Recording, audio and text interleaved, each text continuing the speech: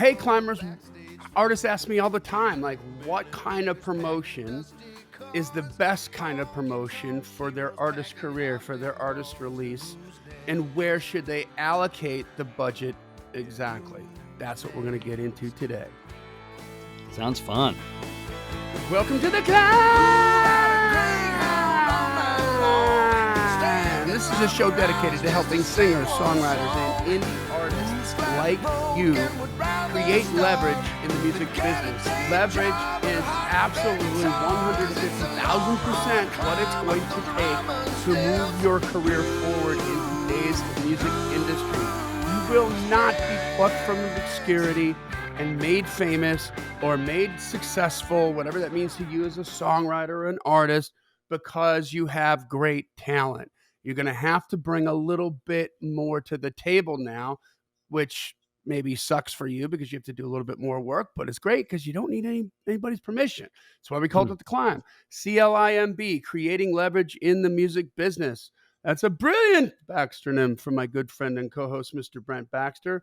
Brent's an award-winning hit songwriter with cuts by Alan Jackson, Randy Travis, Lady A, Joe Nichols, and more. Had a couple Southern gospel number ones in the last 18 to 24 months. So he's still making miracles happen, still churning out the hits.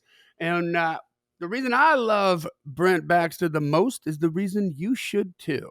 And that's because he helps songwriters like you turn pro by revealing how you write like a pro, do business like a pro, and then on the regular, he connects you with the pros to create the relationships. Because at the end of the day, when you're competitive, it boils down to the relationships. It's not enough that the songs you write and the demos you have are good enough for the radio.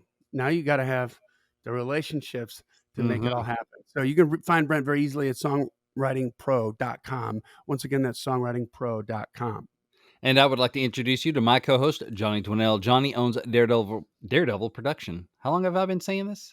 Long time. Easy for you to say. Yes, Daredevil Production. They're breaking artists digitally by identifying new fans through data. I haven't talked much this morning yet.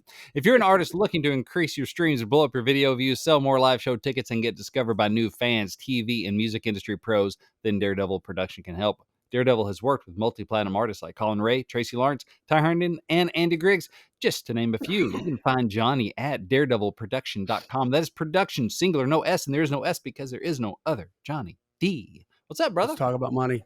Let's talk about money. Let's talk about money, baby. Let's talk about you and me. Yeah. Talk about all the good things and the bad things that I see. That's right. Talk about money. Oh, but this is the music business, Johnny. It's not about money. It's about my art and my craft, right? If I just record it, all I need is a recording budget, right? That's all I need. That's right. So, today we're going to get into I'm going to share a little bit of some promotional strategies that I'm using with an artist that we're working with now, Rick Monroe. And the purpose of this is not for you to copy it, although maybe some of the techniques should be copied for your specific situation. But I just want you to see how I'm thinking about it. This sounds so vague, and I think some people get so frustrated with it, Brent, because it's like, no, I just want the answer. And right. The answer is, it's like, okay, the answer is, it's not because I don't want to tell you, you know what I mean? It's like when you pay me, right? I give you a fish, right? And the only reason I can do that is because I have to take all this time to dig in, look up under the hood, and figure out what friggin' fish to give you. Right. So the best, most valuable thing that I can bequeath to the Climb listeners, what I can give you the most that will serve you the best is not a fish. It's trying to constantly teach you how to fish. Yeah. Hey, here's how I go fishing, Well, these are the things I'm thinking about that help my artists, because it's always different. But if you see it from 30,000 feet, I think it helps you make my hope would be that it just would trigger some sort of intuition. It would instill some intuition to say, you know what, like, I don't know why, but that feels like maybe not the right thing to do, Mhm. I and we I should think spend it's some money over about here. instilling principles, right? So I was Yeah, actually just reading in the book and Effortless. fundamentals. Yeah, I was reading in the book Effortless this morning by Greg McKeown. He's a guy that also did Essentialism. So I was reading that on the treadmill this morning. And what he talked about was learning. And there's linear learning, and then there's like, effortless or residual learning. And so he says, basically in this context, hey, if Johnny tells you run this kind of ad, well, then you run that kind of ad, but you don't understand the principle behind it. If you learn the principle behind it, you can apply that principle, that truth, that underlying foundation, as you said, to many different problems, many different opportunities, many different ad sets, that sort of thing. So the Yeah, principles are much higher leverage. That's a word that we like here. If you understand the principles, if you just understand, do this, why? I don't understand why. Well, just do this. And the next time you encounter that problem, well, I tried that same thing. It didn't work. Well, it's because you didn't understand the principle behind it. So yeah, yeah, it's more principles than exactly, tactics. and then I think with the principle too, it serves you in so many ways. Number Hmm. one, as a DIY artist, you have very limited finances, a very limited budget. Where, what is the goal that you really want to achieve? And how do you get there with this budget? Or how do you move the needle at least Hmm. with the budget that you have? And then two, as they start to say yes, and you start to climb up the ladder and Hmm. escalate, maybe you get to a position where it's going to be somebody else's money, but it's still your money. Right. Right. And so if you're one of those artists that, and this is a very, I mean, in multi-million dollar brand names, I can break it down to two kinds of artists: the artists who know how to sign their own checks Hmm. and know what's going on in their business. These are the successful artists that Hmm. make and I'm talking like financially successful artists. Hmm. And then there's the artists that you know and love who have no idea what the hell is going on. Hmm. And these artists are in the country world. They're playing in Branson. Hmm. They're making, they'll be able to make a living for the rest of their lives if they got enough hits, but it's really It's a lot sad. it's a lot harder. They It's gotta a lot keep. harder because they just weren't there to make any decisions. They understood zero principles. They didn't wanna touch it, Mhm. and unless, and this is extremely rare, this is like finding a unicorn that, farts gold dust, unless they actually have a person who's beside them that has their best interest in mind Mhm. for years and decades. Someone can come and take it, man. Yeah, A fool and his money are soon parted. that's So, right. there it is. But these principles will help guide you to spending somebody else's money in the very best way, where you have to have a backbone and say, no, that's not going to work. We got to do it this way. And you can Mhm. make, the argument and try to, and sometimes you can't do it because at the end of the day, golden rule applies. Man with the gold Right. makes the rules. Right. Mhm. That's right. But sometimes if you can speak in logic, like, hey, this is your money, and I'm really concerned about your money because it's also my career. Right. Can we at least consider what I'm telling you right now? And here are the principles why. Mhm. And then, back to the principles thing. So there we go. But before we get into that, let's take care of a little business. Join the Climb community on facebook.com/groups/climb community. You have to ask to be let in, but we let everybody in. And I have to go check that. I haven't checked that in probably a week or two. So there might Yeah. be some people a little disgruntled waiting to get in. Don't worry, Oops. we'll get you in. But actually, by the time this airs, you'll all be in. So it's okay. Um, This is singers, songwriters, indie artists, indie musicians connecting, supporting each other, helping each other out, and we want you to be a part of it. This is a place where you can talk about your wins, talk about your gigs, talk about your releases, ask questions about marketing and promotion that are specific to what you're doing, and get some real solid feedback from people that have been there, done that. Hey, this is what I did. This is what worked for me. Songwriters are getting connected, creating co-writes, getting syncs, getting cuts. It's just a lot going on in this community. It's small Mhm. but mighty. Wouldn't you agree? Yes, yes, it is, and And there's we want to hear about all that stuff, that's right. but just put it in the right place. It's all we ask. It's simple. Just put it in the right place. There is a post every week to put your gigs in.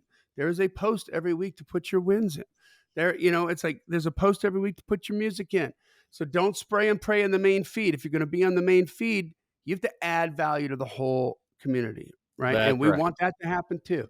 Bring something funny, bring something entertaining, bring something cool. Did you see the latest post I put in there, by the way?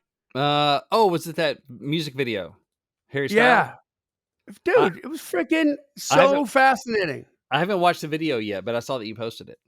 It's so fascinating to watch. Basically, James Corden and him, instead of doing carpool karaoke, they're like, "We're gonna go make a music video of $300. I'm gonna do it in 3 hours," and they do it in some random's house. So there's knocking on doors in New York, and it's like, "Hey, can we come in and sure."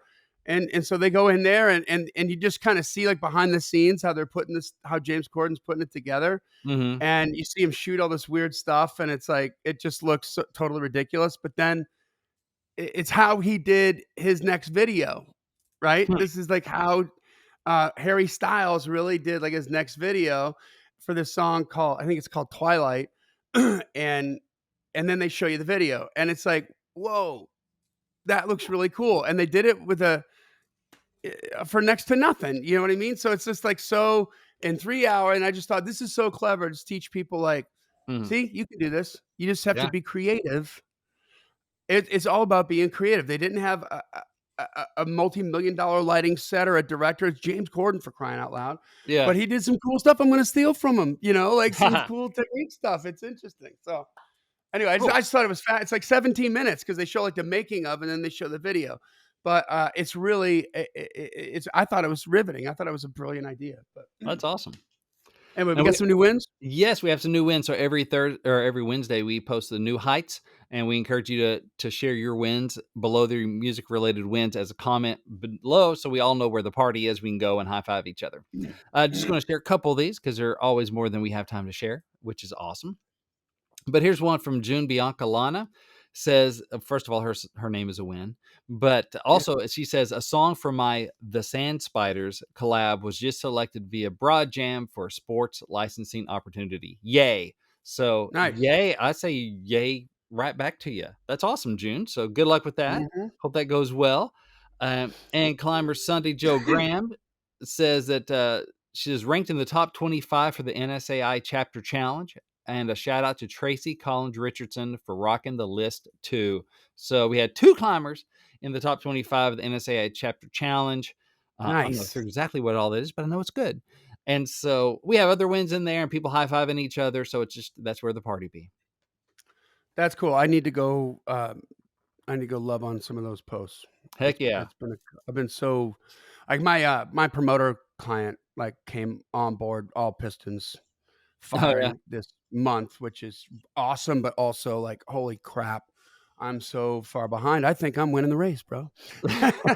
Exactly. Yeah, exactly. But we're doing some shows for the Oak Ridge Boys, for TG Shepherd again, for Woo! Paul Thorne. I mean, we got some. It's cool, man. It's That's awesome.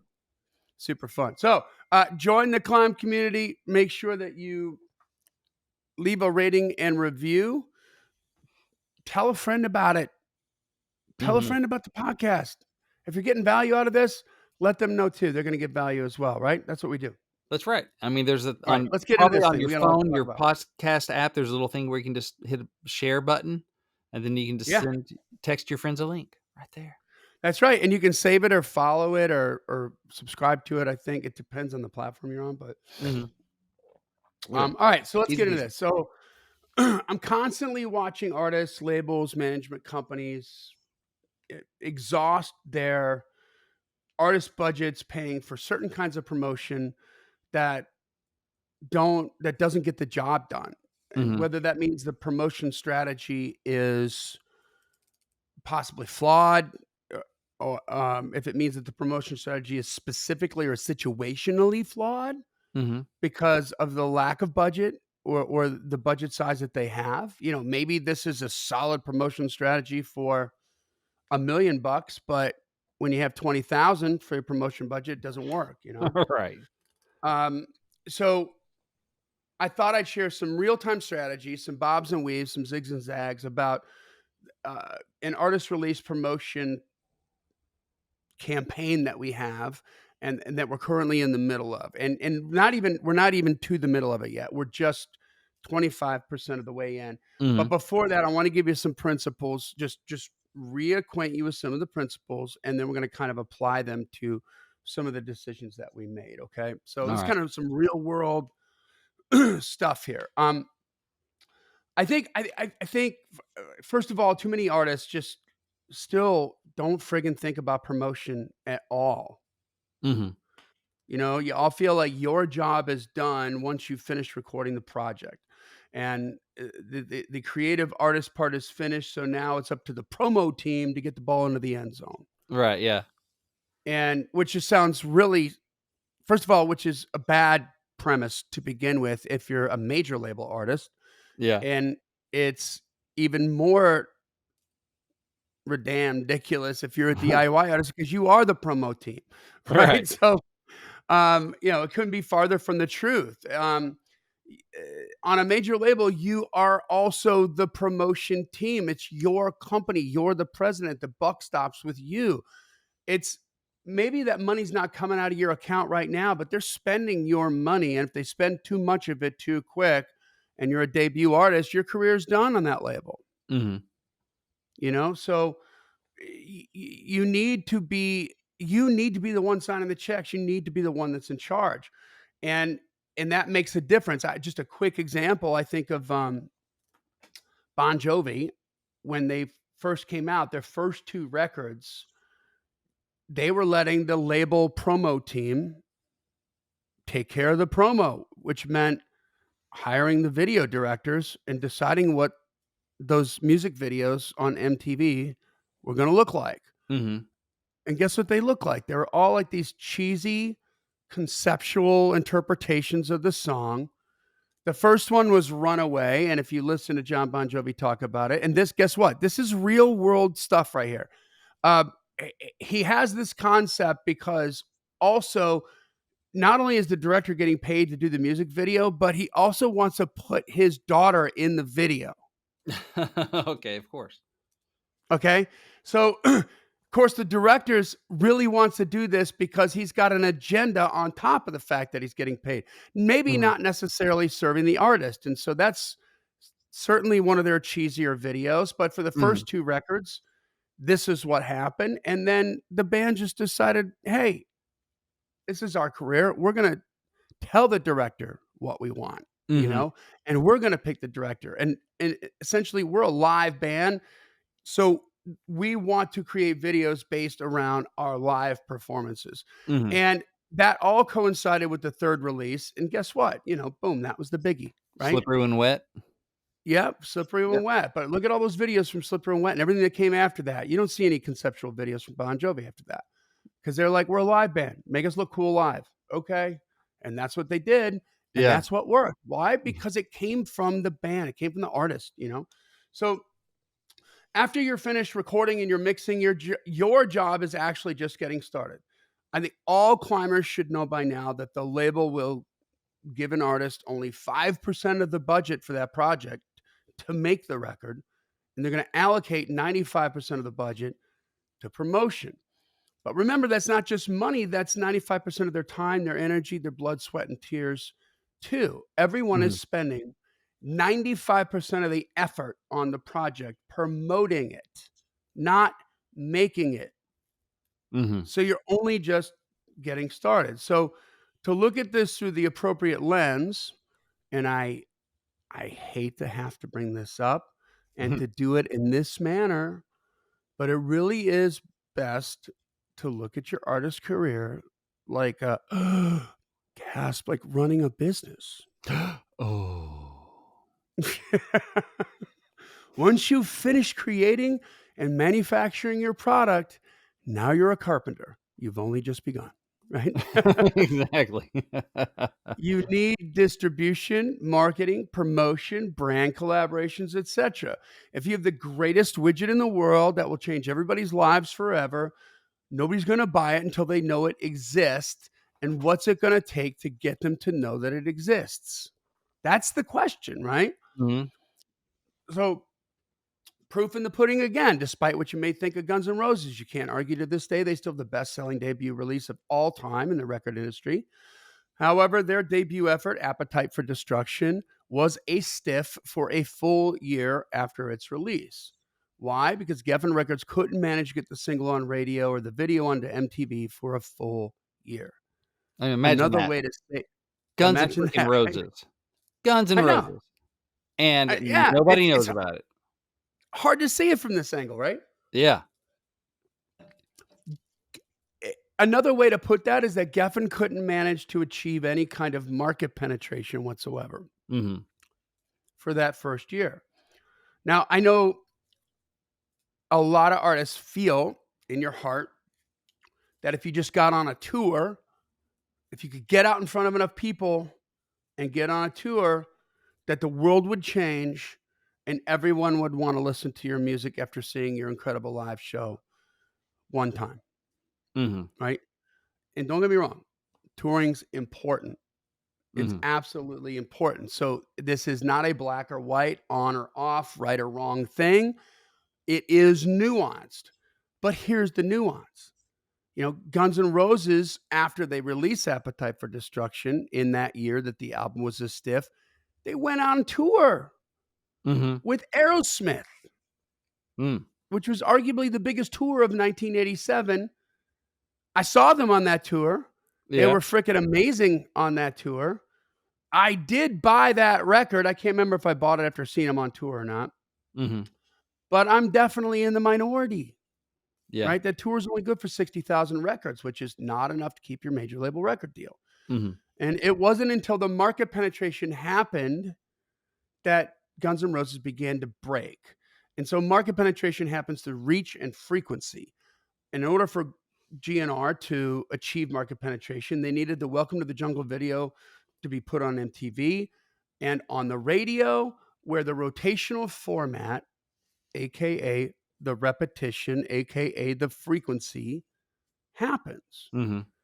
And the repetition ensured that the vast majority of the rock and roll masses heard that song enough times. I'm going to say that again. Heard that song enough times Not for just heard it to that song. sink in and take hold. Yeah. The repetition ensured market penetration. So I was at a, and this is going to piss some of you off, but this is just the reality of it. And I think if you understand the reality of the principle, again, you can scale this down and be very, very intentional on how you select where to spend money promoting. Okay. So last October, I was at a huge digital marketing conference in Orlando, and arguably one of the greatest marketers on the planet was being interviewed, a gentleman by the name of Dan Kennedy, Mm-hmm. who is a serial entrepreneur. Many books are out. He is one of those guys that you pay $500,000 to come in and tell you how to change 6 words in your copy, and then you make 10 million on your product because Yeah. he knows what he's doing, right? And this one statement hit me right between the eyes. He said that it doesn't matter how good the products are. So let's just assume we've got 2, 3, 4, 5 amazing products that will change the world forever. It's the company with the most ad spend that's always going to win. Hmm. So That's whoever terrifying. spends the most on advertising will sell the most products, plain and simple, end of story. Mm-hmm. Right? Because what happens when you spend the most on advertising? You have the most repetition. Mm-hmm. Right?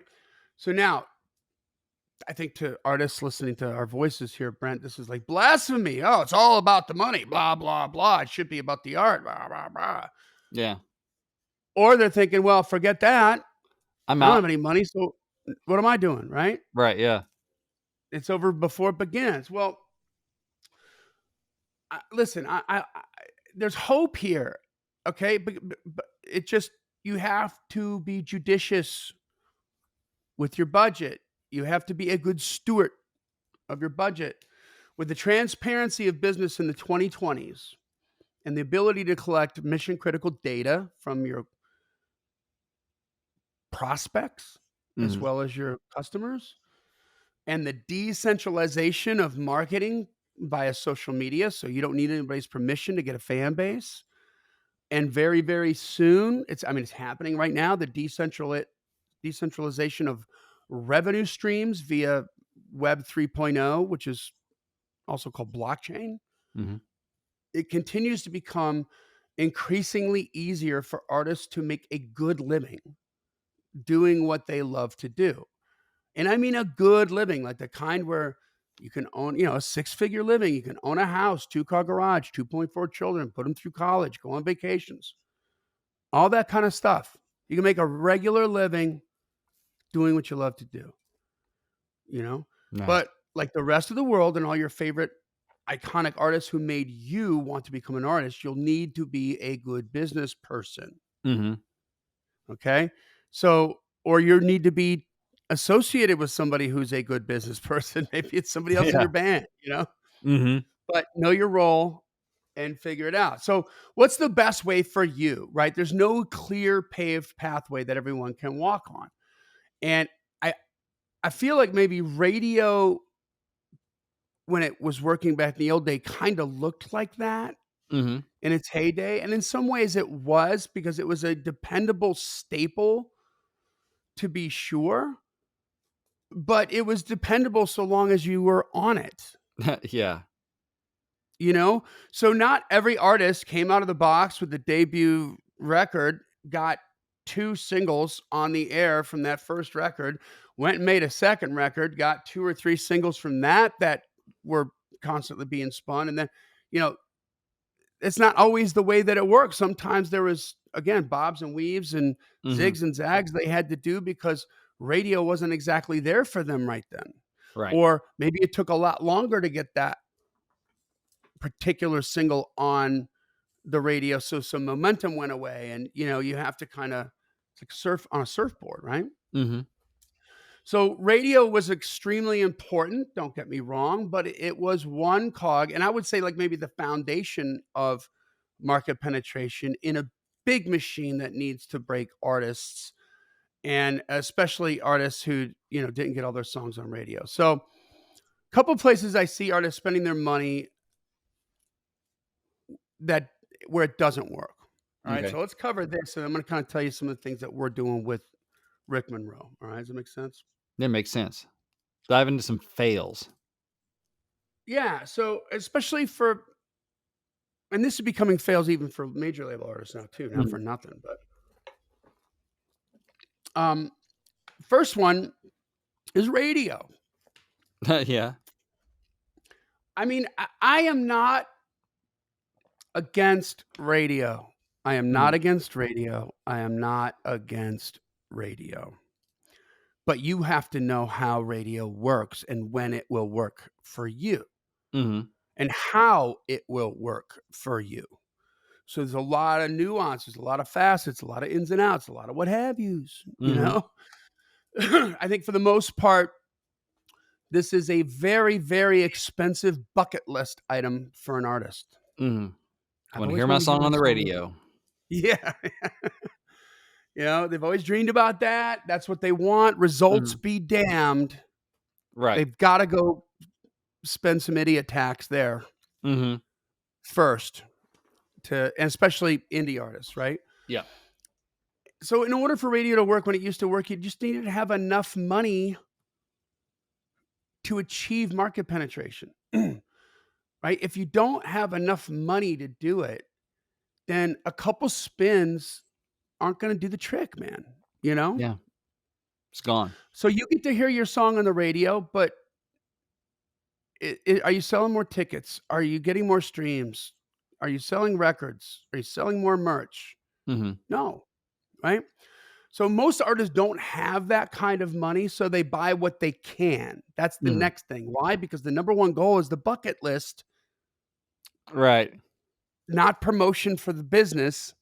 Mhm. It's I've got to scratch this itch right here because I've always wanted to do Yeah. And it's hard to say no it. to. So let's just break this down, just on a cost level, right? Like anything else, there's different levels of radio promotion services that you can buy. All right, when you're talking about a major label, and it depends on the genre, And the reason it depends on the genre with cost is because the most popular genre means that the most amount of stations in the country are on that format. In this Mhm. case, that would be country music, right? Mhm. Back in when I was coming up as an artist, it was rock and roll. Mhm. So, getting an effective radio promotion is going to be in the neighborhood of in country music right now, 500,000 to $1 million per song Whoo! for the life of that single. Mhm. Now, if you're saying, okay, well, that's only going to happen on a major label, that's right, but it's still your money. Right. Brent, you and I both know boatloads of artists who are two or were, let's say, Mhm. 2 or 3 singles into their debut release, which is to say 2.5 to $3 million Mhm. in to promotion, and if the needle didn't move, if it didn't catch on, they're done. Yeah. So now you don't get any more money. The question is, did they bless you by dropping you from the label or no? Because I also know another handful of artists who had to spend every last penny they had to borrow from their grandma and their uncle and their Mhm. parents to get the money to hire a lawyer to get them out of the deal. Yeah. That's not going to give them any more money, Right, but they're still right? in the deal. Right. Right. So, is that the right way to but they're on the shelf, they're on ice, right? So Exactly. they're not getting promoted. They're being ignored and but the label just doesn't want to deal with letting them go for whatever reason. Right. So, Mhm. on the more indie level, the highest sort of level company is going to be the kind of companies that promote to the Billboard indicator activator stations Mhm. that are they're secondary markets, but larger secondary markets. And these companies are going to charge anywhere from 30 grand to $100,000 for the life of a single. Mhm. Uh, One of my former artists recently worked with one of those companies. They got to number 46 on Billboard's Hot Country Singles chart. You Ooh. know, so do they deliver? Yeah, they do. Mhm. Um, Randy Barber, who's a friend of the show and uh, dear friend of mine. I work with Randy a lot. He was one of the best secondary radio promoters in music for the Music Row stations, and he could get you in the top 30 on the Music Row charts. But you got to pay for that. He's going to be one of the more expensive guys, Mhm. second tier there, right? So Yeah. he's a boutique company, and his business approach was few clients, but we're going to work the fire out of these clients on radio, which is why it costs so much more. Mhm. But you're going to have he's got two different people doing the heavy lifting on the campaigns, getting you out to the stations, and it's going to run you about $18,500 for the life of the single. Yeah. Then there's mid-level companies that are going to charge about half of that. Their business models, so 7,500 for the life of a single, and their business model is based around volume, right? So they're going to work 50 singles at the same time. Yeah. They can't possibly give each of those singles enough attention, but they do get them on the radio and deliver what they say they're going to deliver. And you're lucky to say maybe get into the top 80 or the top 60, right? Yeah, it's hard for them to get all 50 in the top 40 at the same time, let's put it that way. Yeah, exactly. It'll never happen just from the sheer value. That's a good point. You got we got 50, and they're all gonna get to the top 40. Yeah. And and you see this is just like any other business, right? And then there's bottom feeders too. So there's some, the low level stuff where they're going to charge. It's one person, and they have a relationship at a few stations, Mhm. right? Not all of the stations in the secondary market. They're going to charge about $2,500 for the life of the single. And I'm talking like this is separate from Texas. Okay, Texas is its own planet, Yeah. but um, you're lucky to with something like that. You're lucky to get into the top 100 on the Music Row charts because that one person can't possibly do. There's not enough hours in the day for that person to call all the stations, and they don't have relationships with all the stations that would be necessary to add you to the playlist to Mhm. get you past that number on the chart to get you more spins, Yeah. right? So basically, with the exception of the top two tiers, you're getting some exposure with radio. You're going to get some spins in some markets, but it's not enough to create the market penetration, Mhm. right? Unless you're really, really, really, really in there and that money is flowing, man. Yeah. So it's important to note that, that super expensive number 46 that I told you about with one of my former clients on the Mhm. indicator activator billboard chart translated to somewhere between about 2,000 to 5,000 more streams on Spotify. So, like, $3. No. Yeah. So is the Buck. juice worth the squeeze? Something. Yeah. To say I'm on Billboard 46, nobody cares, Yeah. right? It's like, what's your streams at? What's your and this artist is doing, she's got a couple songs in there with over 100,000 streams, barely. Mm-hmm. Low over 100,000 streams, right? Mm-hmm. 5,000 monthly listeners Mm-hmm. on Spotify. So by Spotify's, if you remember our previous conversations with with that new Spotify chart, right? Like that, she doesn't even qualify to be an professionally aspiring artist Yeah. because she Ouch. doesn't have, she's not popular enough to have 10,000 monthly listeners Mm-hmm. yet. So it's also important to notice when you're considering spending your budget on radio that you have a romance with radio because it used to be the vehicle that made new unknown artists like you popular. Mm-hmm. And now, whether it's primary market radio, P1 radio, which is $500,000 to $1 million per single, or whether it's indicator activator stations or the secondary market stations, all of those, the whole gamut, you have to prove that you're popular enough to get on the radio. Mm-hmm. Let that sink in, right? It's reversed. So, That's right. yeah, it's reversed. So it's not a tastemaker anymore, y'all. Right? Is radio good? Yeah, it amplifies a big brand name and makes it bigger, Mm-hmm. but it does not launch artists anymore. And if it did, and if there's a way to make it happen, you probably don't have enough money to do it. That's right. You probably don't have enough money to do it. PR. You have to remember that a good publicist has relationships with tons of different magazines, TV shows, etc., at the national level, the regional level, and the local level. Mm-hmm. Relationships are great, but you have to remember that as an artist, you still have to be newsworthy to win this coveted space that you're trying to get on the air or in those magazines. Yeah. And your debut release is usually not news It is unless you have definitely built not an news. incredible audience. What's Mhm. that? It's definitely not news unless you have Harry Styles duetting with you on it, or Yeah. producing it, or bringing in buddies to be guest spots on it, or whatever. It's just, yeah. I mean, everybody's releasing music.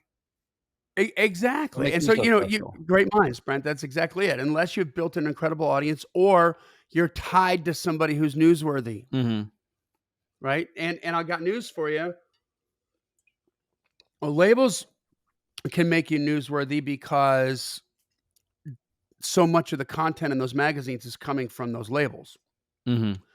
So you're going to lean towards newsworthy. But I can't tell you how many times I've had artists who've released something from a huge producer, a well-known producer. But this is, producers aren't front-facing to the market.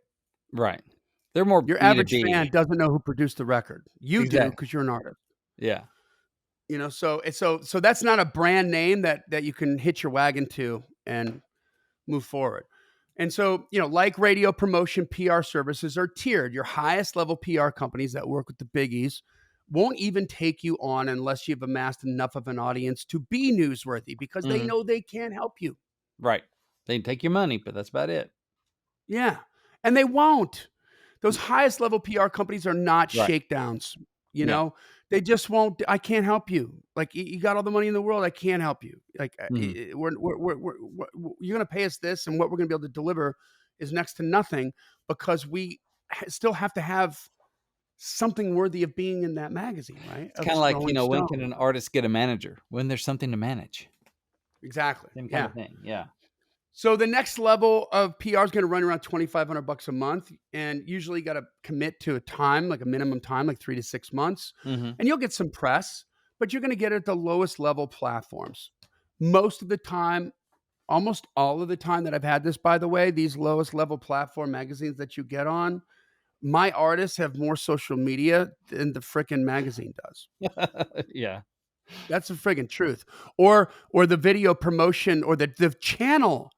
The video channel on cable, deep cable. Well, it's awesome. No, they're in 15 million homes. That's great, but nobody's friggin' watching it. Yeah. Or if they are, nobody's working the social media from the channel position because they think they're broadcast, right? Yeah. Hmm. It's strange. But then there's a bargain basement PR firms that'll run you $1,000 to $1,500 a month, and you're not going to get into Rolling Stone or Taste of Country with these firms. But here's the thing: even if you did get the cover of Rolling Stone, you'd be my hero, be dream of mine forever. Hmm. You probably worth 20 to 50,000 streams, maybe. But then you disappear into obscurity once again. It won't break you. Right. So forget about a little piece in the back of Rolling Stone, or I'm talking about the cover of Rolling Stone. Right. It's not enough to create market penetration. So you have to understand that PR works far better. PR is worth the money when it's piggybacked on a strategy that's delivering repetition for market penetration, like Hmm. a radio campaign, or if you're on regular rotation on MTV or CMT back in the day when they played music videos, or you're on a big tour, right? Or you're running a digital campaign that's creating, you're constantly in somebody's face, right? Yep. And then the third thing that I just see artists waste money on, and this is going to sound absolutely counterintuitive to you, but it's the record. Explain yourself, sir. Well, you know what my dream has always been? To make a CD. Okay. Hmm. But no, is that really the dream? Or is the dream to be an artist and to have songs that you move people with, Yeah. right? So they spend, they get a halfway decent producer. They're going to go spend, 20, 30 grand or more on a record, on a 12-song album. And that's the budget. Hmm. 100% of the budget's on the record. No budget for marketing, Yeah. right? So let's talk about what Rick Monroe did here. So Rick That's Monroe kind of like got, saying I'm gonna work out. I'm gonna get all beefcake. I'm gonna get ripped, and then that's gonna help me get the girl of my dreams. But you never leave your house. You got your workout equipment at your house. You're working out, and you're drinking your protein shakes, and you look cut, and that's awesome. And you never leave your house. yeah, How you gonna meet her? All, all, yeah. all. Product, no promo. Or you've got this walk on water product that's literally going to change the world forever, and you spend your whole budget making the project, and it's like, great. Now what are you going to do? It's going to kick back and wait for people to come to the front door. Exactly. And Like how do they nobody know where knows. your front door is? They Yeah. don't. How do they know what you have? What is it? Like it's hard. So Yeah. what we did with Rick Monroe is something that I'm pretty sure very few artists have done. The promo strategy that we crafted was focused on market penetration above all else. Mm-hmm. So this means that we're definitely forsaking larger consumption numbers, Mm-hmm. which we could achieve by going to a wide release Mm-hmm. in exchange for an attempt at market penetration. Okay. So with a wide release, meaning we're going to go coast to coast Mm-hmm. or even internationally, right? Like it's like country rock, uh, um, maybe almost Southern rock Mm-hmm. ish. He definitely got a very, very strong rock vibe, more rock than country, but country, Yeah. he is, so I'm not talking about like Brantley Gilbert country, but, um, gosh, I'm trying to think of an artist that maybe would be in, uh, in that. Well, I'll make it clear. Like he just got a really big. We just signed on and got a real big tour commitment Oh, nice. from a rock artist. I'll tell you about in a second here. Ooh, Okay, cool. Yeah. so um, with when it comes to digital ads, right? Like the wider the release. If we go like United States, Canada, UK, or even just United States, we're going to reach. There's 10 times more people to reach Yes. than with a smaller market approach, Mm-hmm. right? And also because of that same dynamic, because there's so many more feeds to reach that fall into this target, you're going to pay less for the ads, right? Because there's so much a bigger supply. So you're going to reach 10 times more people for the same ad dollar. Okay. Well, that sounds So good, the budget's the but budget. We're going to reach way more people if we go wide, which makes you think, well, we should go wide. Sounds good. Yes. But however, the budget that we have, which is decent, right, Mhm. is especially for an indie artist, we just wouldn't achieve market penetration So at basically, it all. wouldn't There make it wouldn't past enough their people. shield. A lot of people would be exposed to it, but Mhm. we wouldn't have the repetition. We don't have enough money to create the repetition. Okay. That makes sense. Yeah. So and and also what the goal here was not just to get as much exposure as possible, but this is a touring artist. This is an artist who is is like a sort of a top, like a low mid level artist that's at the glass ceiling trying to break through to the mid level or the high Mhm. mid level artist. This artist grosses maybe 300-400 grand a year. They probably do 150 shows a year at least. Mhm. They have a sponsorship from Monster Energy drinks. I mean, this is an established artist, and they but yet they're still too small to get a like the level of booking agency that they need, you know, Okay. to really get their money up and to go to a seven-figure artist, right? To do that kind of stuff. So, uh, we initially what we did, we put the egos in check. Not that there's any egos in this band. I'm not saying that, but it's like it's artists want they we feel better. We have more validation if we have bigger numbers, right? Of course, yeah. Mhm. Right? Like so instead of focusing on the biggest numbers possible Mhm. and being spread out, we concentrated on penetrating his 5 best markets where he has the best live draw and Mhm. also gigs that were coming up in those specific markets during this strategy, okay? Mhm. And so it's a 4 release strategy. We're releasing 4 different songs and Mhm. we're releasing them 6 weeks apart, Okay. and each week we'll have a new piece of content that we're putting money behind to promote digitally.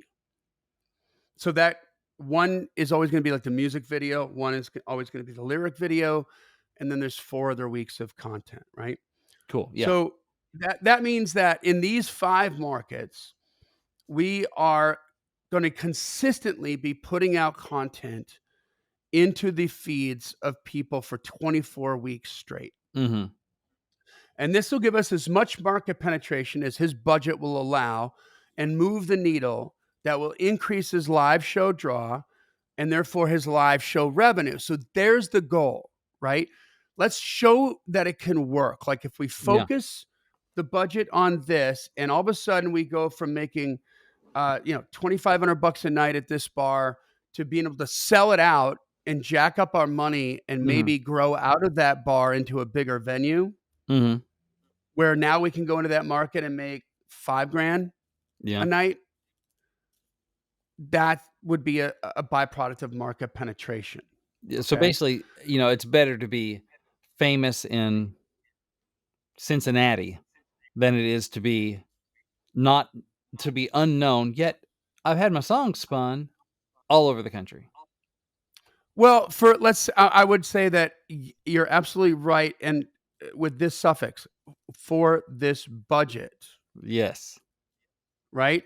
Like, no, it would be better to have market penetration in 80 markets Well, that's if what I we mean. I had mean, by being yeah. heard, but you didn't penetrate the market.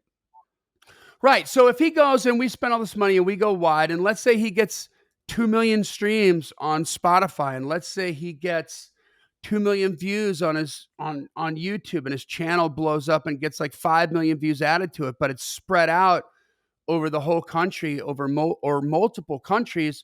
When he goes to Cincinnati, he's still making the same amount of money. Right. It's not helping him, right? Like this isn't so you see how the strategy is just a little different here? It Mhm. seems almost a little bit counterintuitive, doesn't it? Like, Yeah. which is kind of why I just wanted to pound you over the head again with the principles that you've heard ad nauseum on our show.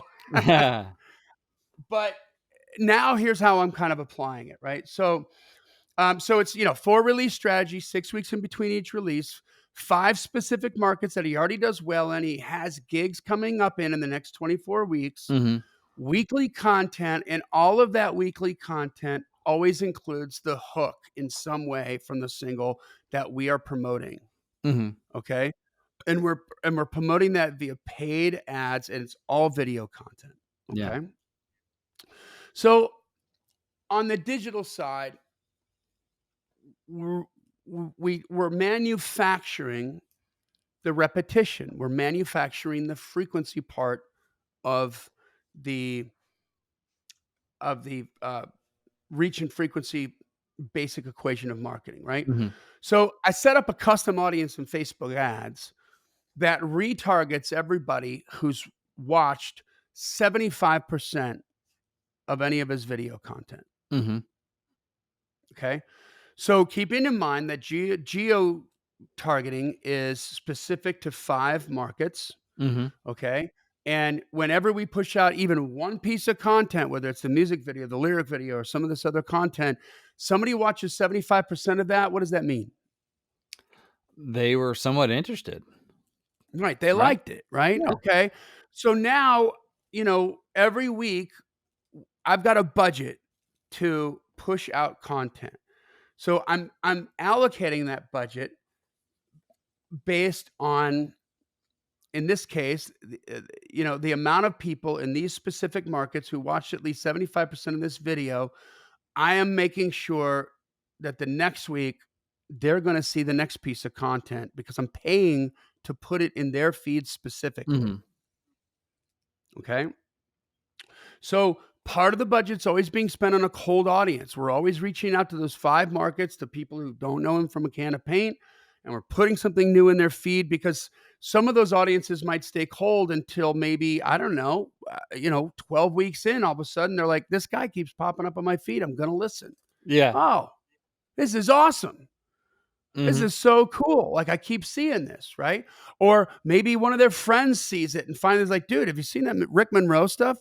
Why do I know that name? Because it keeps showing up on my feed. Oh, me too. Hold Yeah. on a second. Click. Oh, this is great. Dude, he's playing. You want to go check him out? Mhm. Yeah. Let's go. So the part of the budget that's spent on the warm audience is surgically targeted to those people who clearly like the content, at least at some point, Mhm. right? So we're manufacturing the repetition by paying to interrupt their experience on a digital platform to repeatedly put my artist's content in front of their eyes so that it's sort of behaving like the way that radio did Mhm. in rotational format programming. And we're spending money to create the repetition with consumers who are liking the content, right? And because our budget is so small, this is how I'm guaranteeing that the people that liked it are seeing over and over and over and over the next piece of content that's coming out with the branding from my artist, with the hook in the background, and so on, right? Mhm. So today, when we're done recording this podcast today, we have another team meeting. The second release is about to come out. We're 6 weeks in, and they just picked up 17 dates on the Ted Nugent tour. Woo! Nice. Cool, right? Yeah. So now, Talk you've about heard me another speak artist before that about like how what's talk that? about talk about another artist that has one foot in rock, but then also is country compatible, right? Mhm. So that seems like a good brand synergy there. Yeah, in the sense that certainly the Nugent's lifestyle is very country Right. compatible, right? Yep. He can disappear in the woods for 6 months, man, and take care of everything Exactly. Yeah. I'll send meat for back to the 0 money. family. A shotgun and some intelligence on how to survive. Yeah. Exactly. Yeah. Um, so now we have to reallocate some funds because we want to optimize this tour, but there's 17 dates, but only 2 of them fall in our target markets. Okay. So if it was just a tour and we didn't have this sort of market penetration focus, I would probably say, hey, let's spend a little bit of money on each one of these shows Mhm. because that'll be good for your brand. And, because obviously his brand's going to get better if he's associated with Ted Nugent, Right. right? Mhm. On that tour, makes him seem more legit. And it will, you could, in fact, add a lot of benefit to the headliner, right? Mhm. Maybe we're gonna out promote the promoter, and we're gonna start putting some butts and seats in there because people are gonna find out that Ted Nugent's in town because of the advertising that we're doing with my artist. Right. Make sense? Oh, sure does. But bec and that's a pretty good strategy, but if I do that and it takes away from the next 12 weeks or 18 weeks of Market penetration of those 5 markets. marketing in these 5 markets, we're gonna go away from that strategy of market penetration. Mhm. So, what am I gonna push for in this meeting? I'm gonna push for, "Hey, let's stay on track. Let's Yeah. continue to put out this content. I love that you got these dates, and let's put some money reallocate some of the budget to put some money into these 2 markets where you're definitely gonna see the needle move, and let's see if the draws change after this in Mhm. that specific market, because there's already some railroad track in those market that's been laid down in terms of repetition, right? Yeah. So it can be interesting to see how this turns out, guys, but do you see, like, where am I how am I making these decisions? I'm making them based on the principles of, number 1, like, how we started off this whole campaign and what we're trying to accomplish, and in this case, it's I don't think it's gonna do the artist any good to, you know, scuttle the market penetration thing on those Mm. 5 markets and just promote the Ted Nugent tour. Right. I I don't think that's gonna move the needle for him. One thing I think would be interesting is a little bit of an experiment, and it's not s you know, a statistically significant sample size, but to say, "Okay, well, let's check our numbers at the 2 shows where you like you said, you've already laid down some railroad track versus the 15 that in places that you didn't. What are our numbers looking like? What are our merch sales? What are our just Yeah, vibe of the show?" And and what that's yeah, exactly going what we're gonna into do. okay, that's where the proof is in the pudding. If all the shows are flatline like the same, then you're like, "Oh, I don't know if this has really made a difference yet." Part of it is time, like the time how much time you Yep. put in and money. But the other thing be Yeah, so there's 2 sort of metrics, right? There's Mhm, one, like, immediately after the show, and then another one's, like, at the end of the whole campaign, like, are these 2 markets definitively better than mhm, the other 3? right, And so yeah, that's interesting, right? But also I think, like, so from a management perspective, and I don't manage this artist, okay? I'm just on board as a marketer, and that's my role in this specific instance, but from a management perspective, I'm wondering, um when you have a plan like this in place, and you got a budget and you're on a roll, mhm, maybe you choose on those shows what to do because you're paying to get on those shows, mhm, You're paying to get in front of somebody's audience. And so, hey, let's take some shows that we can get that are in these specific markets and pass on the ones that aren't. Because while that's going to be fun, it's going to scratch a cool itch and mhm, everything's going to happen. And then, of course, there's other nuance, right? Well, maybe the shows, and usually they're not, but maybe the shows are less expensive if he buys them in bulk 17 at a kinda time thing, yeah, as opposed to 3, or maybe they're not available if he only wants to do 3, right? right, yeah, So it just it's kinda it depends, but it's, I just want you to see, like, we could sort of, we've got this plan, we've got this North Star, and here's what we're sacrificing to try to achieve this, so it doesn't what you think maybe you should be doing isn't necessarily always the right thing to do, depending on what your goal is. mhm. You know what I mean? And depending on what the budget is. So that's all I had to say about that. Cool, I think that's good stuff, man. It's there's only so much money, right? And so you Yeah, wanna make sure that every dollar, every dime, every nickel, every penny is spent as effectively as possible.